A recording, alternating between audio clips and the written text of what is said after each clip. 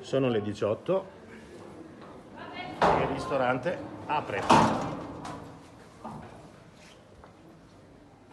Mi dispiace di dover compiere un gesto di questo tipo, è chiaramente un gesto di protesta. Emanuele Boccardo, titolare del ristorante La Corte dei Leoni in pieno centro a Padova, martedì sera ha deciso di tenere aperto il suo ristorante dopo le 18, andando contro le disposizioni previste dall'ultimo DPCM. Un piccolo segnale civile e garbato come noi siamo sempre per dire che questo non è il modo di risolvere e di combattere il Covid.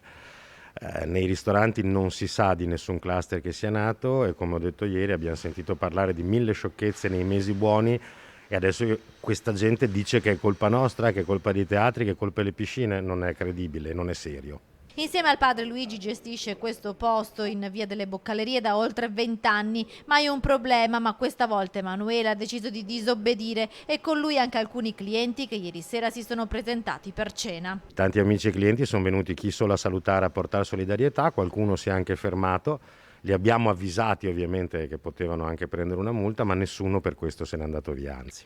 Le nuove restrizioni per i locali rischiano di far morire le attività, non è giusto penalizzare chi ha sempre rispettato le regole, dice amareggiato Emanuele. Anche oggi insieme al padre e ai collaboratori ha aperto il ristorante, sanificazioni, tavoli distanziati e apparecchiati al massimo per 4 persone, un nuovo menù per far fronte anche alle provviste già acquistate che rischiano di essere buttate a causa della riduzione dell'orario di servizio. Noi siamo ben oltre il 60% di perdita di fatturato, che non è poco.